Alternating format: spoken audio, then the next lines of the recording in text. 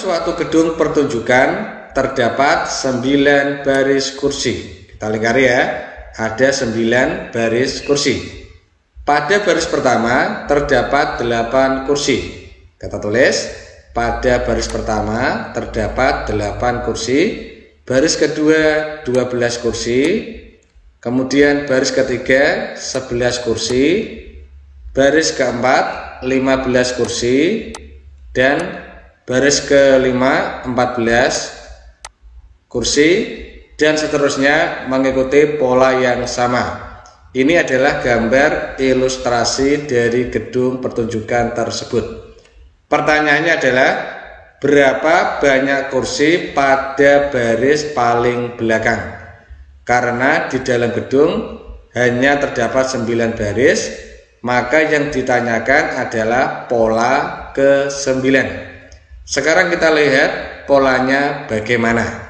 Perhatikan, dari 8 ke 12 berarti ditambah 4. Kemudian dari 12 ke 11 dikurangi 1. Dari 11 ke 15 bertambah 4. 15 ke 14 berkurang 1. Jadi polanya adalah ditambah 4, dikurangi 1, ditambah 4, dikurangi 1, dan seterusnya.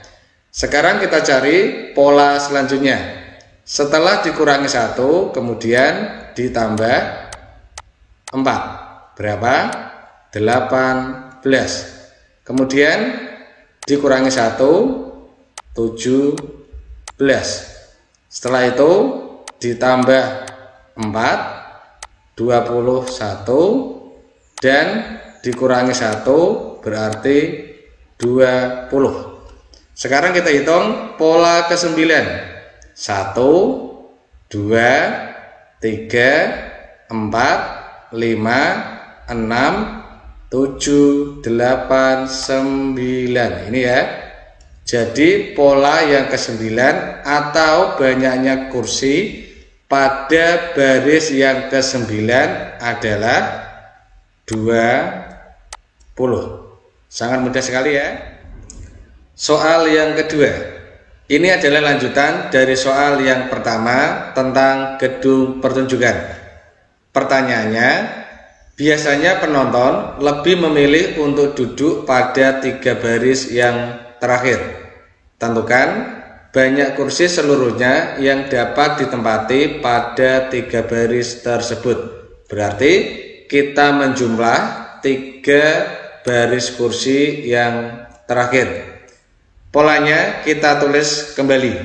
Tadi pola pertama 8, kemudian pola kedua 12, kemudian 11, kemudian 15, 14, dan 4 pola selanjutnya sudah kita hitung, yaitu 18, kemudian 17, kemudian 21, dan 20.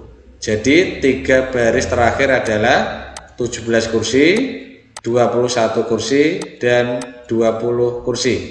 Tinggal kita jumlahkan. 17 ditambah 21 ditambah 20, nanti hasilnya 58. Kita tulis di kolom yang telah disediakan, 58. Soal yang ketiga. Ini adalah lanjutan dari soal nomor 1 dan nomor 2 tentang bacaan gedung pertunjukan. Dalam suatu pertunjukan terisi penonton sebanyak 3/4 dari kapasitas seluruh kursi. Tentukan benar atau salah pernyataan berikut berdasarkan informasi di atas. Pernyataan yang pertama, banyak kursi yang kosong atau tidak terisi 34 buah. Jadi yang pertama, kita hitung banyaknya kursi pada gedung pertunjukan tersebut. Tadi barisannya adalah 8, kemudian 12, 11, 15, kemudian 14, 18, 17, 21, dan 20. Kita hitung semuanya. 8 ditambah 12, 20. 11 ditambah 15, 26. 14 ditambah 18, 32. 17 ditambah 21, 38 ditambah 20. Lanjut, 20 ditambah 26, 46. 32 ditambah 38, 70, dan 20. Kita hitung sini ya. Berarti jumlah kursinya 46 ditambah 70 ditambah 20 sama dengan 136. Ini yang terisi hanya 3/4 bagian. Jadi yang terisi, misalkan T ini ya, ini yang terisi 3/4. Berarti 3/4 dikali 136. 136 dibagi 4, ini 34. Jadi yang terisi hanya 102 kursi. Kemudian yang kosong.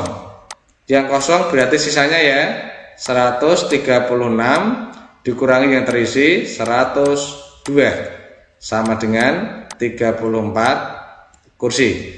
Jadi pada pernyataan yang pertama, banyak kursi yang kosong atau tidak terisi 34 buah, bernilai benar. Kemudian pernyataan yang kedua, jika harga tiket per orang 60.000, pendapatan saat itu adalah 6 juta rupiah. Jelas? Gedung tersebut terisi 102, karena per orang 60.000, tinggal kita kalikan 102 sama dengan 6.120.000. Salah ya? Jadi pernyataan yang kedua bernilai salah. Halaman belakang sebuah rumah akan dibuat taman. Ini adalah gambar ilustrasinya. Pengerjaan taman tersebut memerlukan waktu 12 hari dengan 4 orang pekerja. Kita garis bawah ya. Jika dikerjakan 4 orang, akan selesai dalam 12 hari.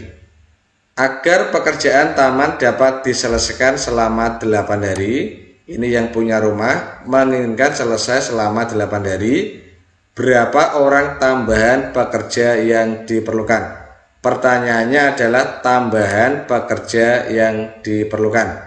Ini adalah pelajaran perbandingan berbalik nilai saat kalian di kelas 7. Kita tulis, waktu yang dibutuhkan adalah 12 hari jika dikerjakan oleh 4 orang.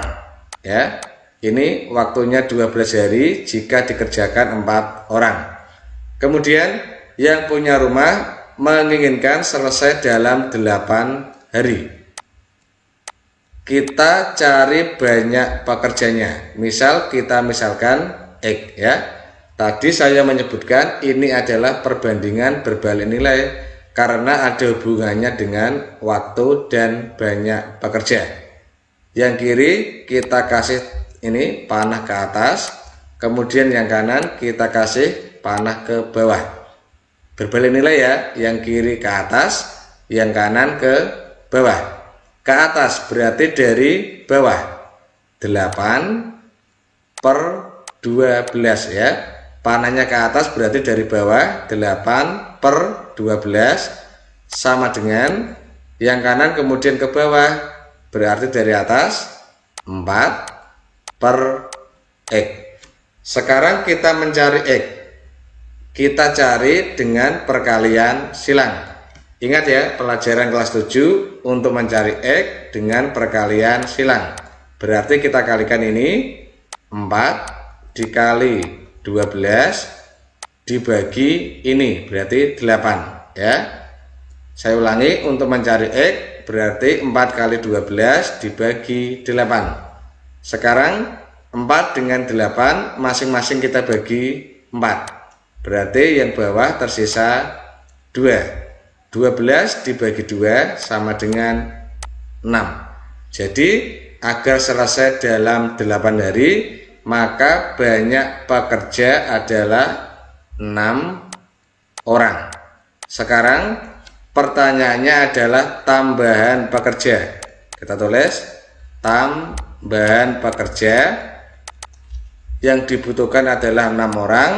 Mula-mula pekerjanya adalah 4 orang. Jadi tambahan pekerjanya adalah 2 orang. Kita tulis di sini di kolom yang telah disediakan 2 orang. Soal selanjutnya. Luas halaman belakang sebuah rumah 60 meter persegi akan dibuat taman. Ini adalah gambar ilustrasinya. 1/6 bagian untuk kolam. Kita tulis yang untuk kolam adalah 1/6 bagian. 3/4 bagian untuk rumput dan tanaman lain.